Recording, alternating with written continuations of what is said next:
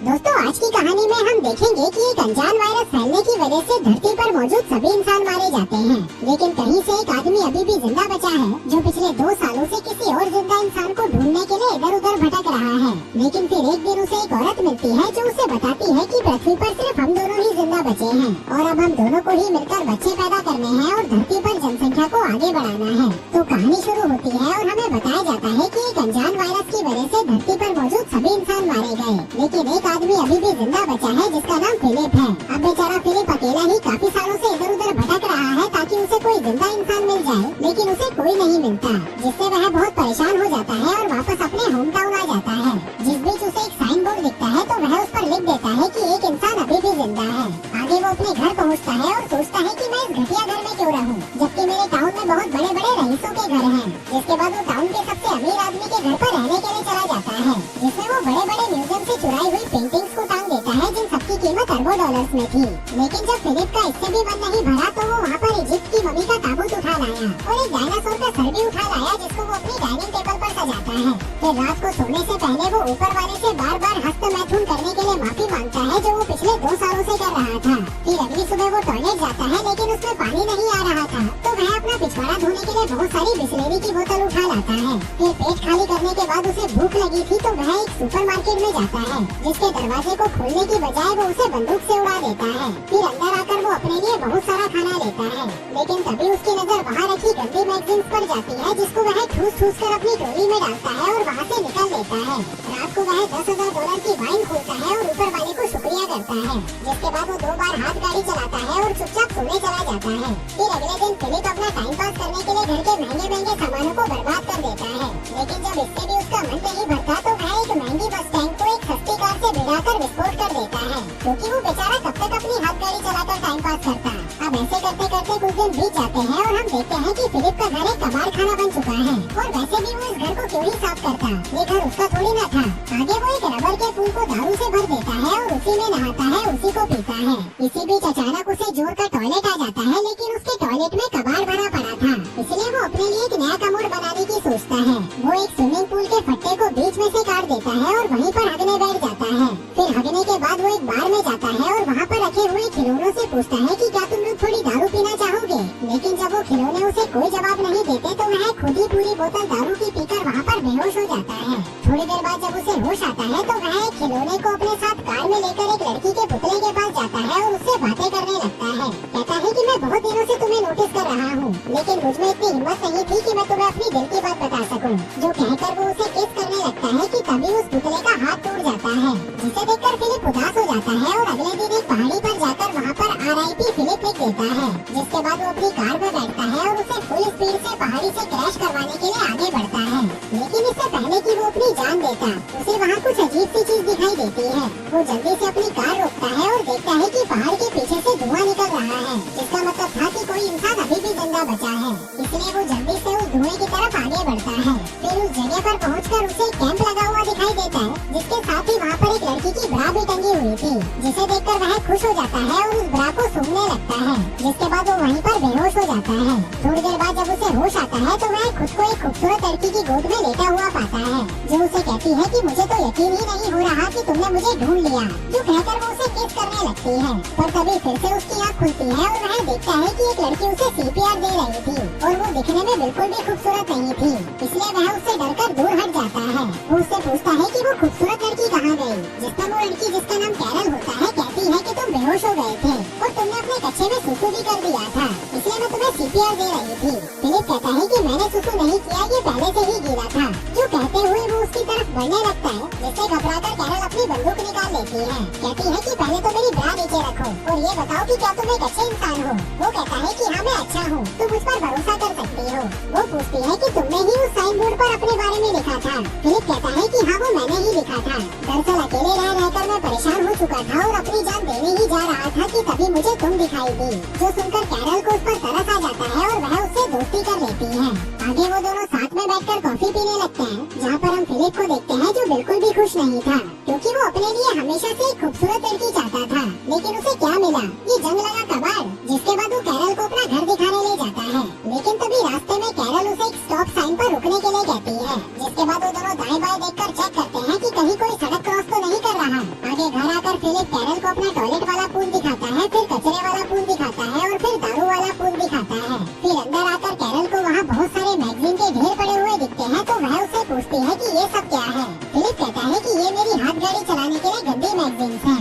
जो सुनकर कैरल हंसने लगती है और कहती है कि मैं तुम्हें जज तो नहीं करना चाहती, पर तुम मुझे बहुत बड़े ठरकी लगते हो। जो सुनकर फिलिप को बहुत बुरा लगता है और वो उसे वहीं पर छोड़ आता है जहाँ से वो उसे उठाकर लाया था। फिर अगली सुबह जब उसकी नींद खुलती है तो वह देखता है कि कैरल फिर से वहाँ पर आ गई है और उसके घर का कचरा साफ कर रही है। फिलिप कहता है कि आगे से जब तुम मेरे घर का कचरा साफ करने आओ तो मुझे बता कर आना। जो सुनकर कैरल को गुस्सा आ जाता है और वह फिर से वहाँ पर उस कचरे को फैला देती है। फिलिप उसे रोकने की कोशिश करता है तो वह कहती है कि हमें इसे साफ करने के लिए क्लीनर चाहिए, जिसको लेने के लिए वो दोनों सुपरमार्केट पहुँच जाते हैं। तभी फिलिप अपनी कार को हैंडीकैप लोगों की पार्किंग में खड़ी कर देता है, तो कैरल उसे कहती है कि ये जगह हैंडीकैप लोगों की है, तुम अपनी कार कहीं और खड़ी करो। जो सुनकर फिलिप को गुस्सा आ जाता है और वो कहता है कि कहीं तुम पागल वागल तो नहीं हो, इस दुनिया में हम दोनों के अलावा कोई और है ही नहीं, तो यहाँ पर हैंडीकैप इंसान कहाँ से आएगा। कैरल कहती है कि जो भी हो, पर तुम अपनी कार को कहीं और पार्क करो। अब फिलिप का दिमाग घूम चुका था तो वह अपनी कार को सीधा सुपरमार्केट के अंदर घुसा देता है। फिर रात को वह अपने खिलौने दोस्तों से बात करने बाहर में जाता है और उन्हें बताता है कि अब मैं इस दुनिया का आखिरी इंसान नहीं रहा।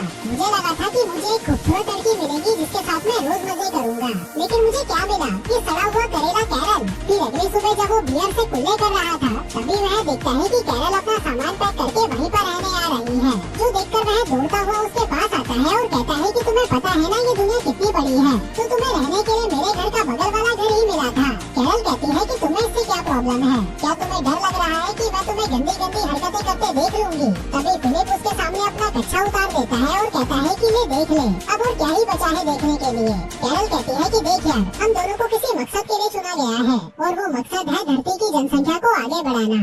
फिलिप कहता है कि देखो मैं तुम्हारी इंसल्ट तो नहीं कर रहा, लेकिन मैं तुम्हारे साथ सुहागरात मनाने में बिल्कुल भी इंटरेस्टेड नहीं हूँ, चाहे तुम इस धरती की आखिरी औरत ही क्यों न बची हो। जो कहकर वो वहाँ से चला जाता है और अपने टट्टी वाले पुल पर बैठकर हंसने लगता है। पर तभी कैरल वहाँ पर आती है और कहती है कि क्या तुम अंदर जाकर नहीं हंस सकते। वो कहता है कि नहीं, क्योंकि अंदर पानी नहीं है। कैरल कहती है कि देखो यार, हमें इंसानों की तरह जीना होगा, तभी हम आगे जाकर अपने बच्चों को एक बेहतर जिंदगी दे पाएंगे। वो कहता है कि पागल की बच्ची, तुझे समझ नहीं आता कि मैं तेरे साथ बच्चे पैदा नहीं करना चाहता। वो कहती है कि ठीक है, लेकिन मुझे खाने के लिए फ्रेश फ्रूट्स और वेजिटेबल्स चाहिए, क्या तुम्हें नहीं चाहिए वो। फिलिप कहता है कि मुझे इससे कोई फर्क नहीं पड़ता। तभी कैरल अपनी पॉकेट में से एक टमाटर निकालती है और उसे चिढ़ाते हुए खाने लगती है। वहीं उसको टमाटर खाता देख फिलिप भी 2 साल पुराने डिब्बे में पैक टमाटर खाने लगता है, लेकिन उसे वो खाने में मजे नहीं आ रहे थे, तो वह रात में चुपके से कैरल के गार्डन में घुस जाता है और उसके सारे टमाटर खा जाता है। फिर अगली सुबह कैरल उसके घर पर आती है और पूछती है कि क्या तुम्हें टमाटर खाकर मजे आए,